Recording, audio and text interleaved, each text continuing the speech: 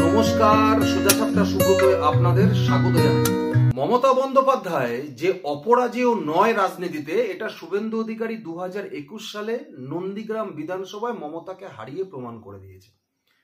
এবং তার সঙ্গে সঙ্গে প্রত্যেকটা মুহূর্তে শুভেন্দু অধিকারী মমতা বন্দ্যোপাধ্যায়কে এটা বুঝিয়ে দিয়েছেন যে ভাষাতে মমতা বন্দ্যোপাধ্যায় বোঝে, ঠিক সেই ভাষাতেই মমতা বন্দ্যোপাধ্যায়কে বারবার উত্তর দিতে হবে।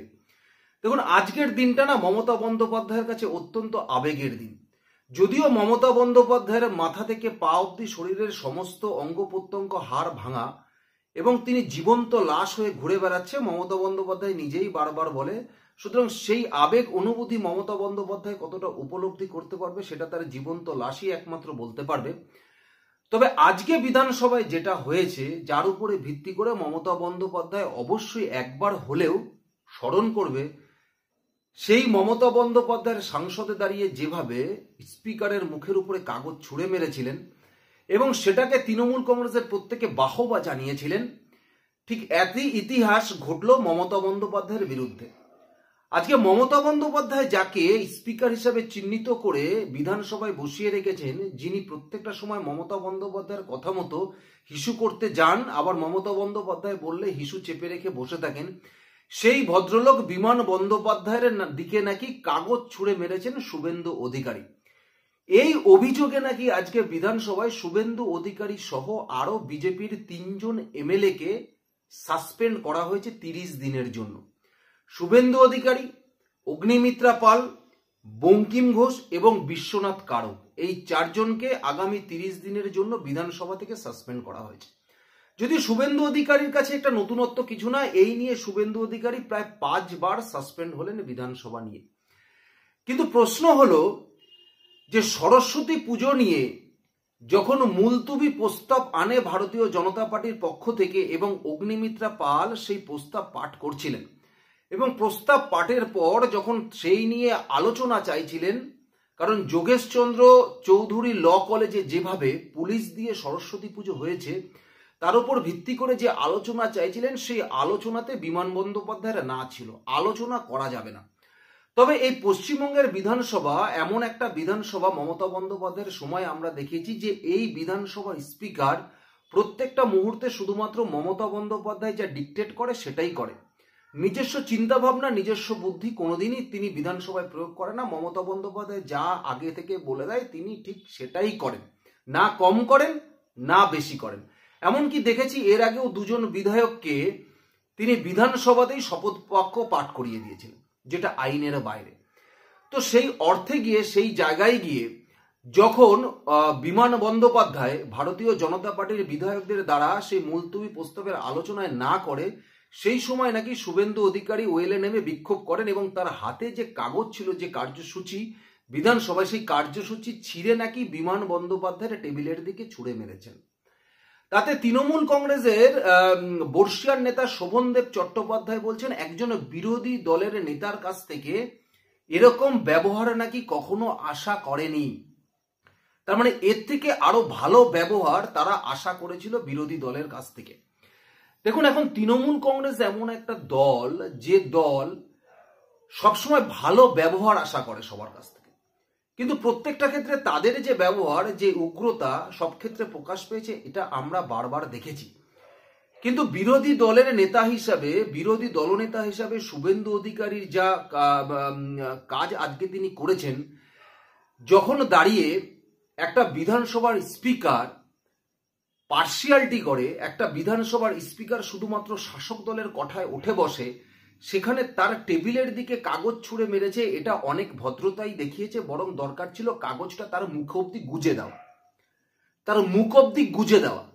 যদিও মুখ অব্দি গোজেনি, শুধুমাত্র নাকি টেবিলের উপরে ছুঁড়ে মেরেছে, এই অভিযোগেই শুভেন্দু অধিকারী সহ 4 জন বিধায়ককে সাসপেন্ড করেছে 30 দিনে। কিন্তু এই সাসপেন্ডের পেছনে একটা অন্য গল্প আছে। অন্য রাজ্যে আপনারা দেখবেন যখন বিধানসভার অধিবেশন চলে তখন লাইভ স্ট্রিমিং হয় এবং প্রত্যেকে দেখতে পারেন বিরোধী দলনেতা কি বলল, বিরোধী দলের বিধায়করা কি বলল, সেই রাজ্যের মুখ্যমন্ত্রী কি বলল, প্রত্যেকেই লাইভে সেটা দেখতে পারে। এমনকি যখন লোকসভার অধিবেশন চলে তখনও কিন্তু লাইভ স্ট্রিমিংয়ে সবকিছু দেখা যায়। কিন্তু একমাত্র পশ্চিমবঙ্গ বিধানসভা আছে যে বিধানসভায় একমাত্র মুখ্যমন্ত্রী যখন বলবে সেই মুহূর্তটাকেই লাইভ স্ট্রিমিং করা হয়। এছাড়া মুখ্যমন্ত্রীর উত্তরে বা মুখ্যমন্ত্রীর কথার পরিপ্রেক্ষিতে বিধায়করা বা বিরোধী দলের নেতারা কি বলবেন, বিধানসভায় বিরোধী দলনেতা কি বলবেন, সেইগুলো মানুষের সামনে যাতে না আসে তার জন্য কোনো রকম লাইভ স্ট্রিমিং করা হয় না।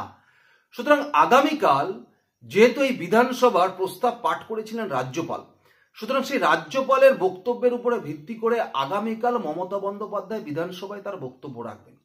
সুতরাং মমতা বন্দ্যোপাধ্যায় বক্তব্য রাখবেন, সেটা লাইভে দেখাবেন। কিন্তু মমতা বন্দ্যোপাধ্যায়ের বক্তব্য রাখার বিপরীতে যখন বিরোধী দলের যে সমস্ত নেতারা, অগ্নিমিত্রা পাল বলুন, শুভেন্দু অধিকারী বিরোধী দলনেতা হিসেবে বলুন, সেক্ষেত্রে মমতা বন্দ্যোপাধ্যায়ের বক্তব্যের যে কাউন্টার হবে এ বিষয়ে কোনো সন্দেহ ছিল না। সুতরাং যাতে মমতা বন্দ্যোপাধ্যায়ের বক্তব্যের বিরুদ্ধে কোনো কাউন্টার তারা করতে না পারে, তাই জন্য পূর্ব প্ল্যান অনুযায়ী শুভেন্দু অধিকারী সহ আরো 3 জন বিধায়ককে তড়িঘড়ি সাসপেন্ড করা হলো। এই অভিযোগটাই শুভেন্দু অধিকারী বিধানসভার বাইরে আজকে দাঁড়িয়ে রেখেছেন। কারণ দেখুন, শুধুমাত্র শুভেন্দু অধিকারী ওয়েলে নেমেছিল, আর কোনো বিধায়ক ওয়েলে নামেইনি। সুতরাং এই ছুতো হিসাবে শুভেন্দু অধিকারী সহ আরো 3 জনকে সাসপেন্ড করে দিয়েছে। কারণ এই পশ্চিমবাংলা এমন একটি রাজ্য যে রাজ্যে একমাত্র মুখ্যমন্ত্রী বলবেন, সেটা মানুষকে দেখানো হবে।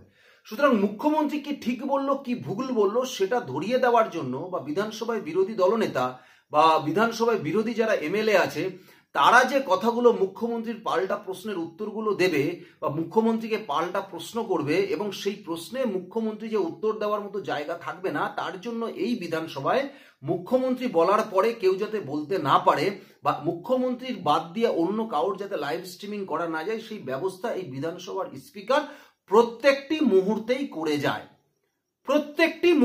তা করে যায়।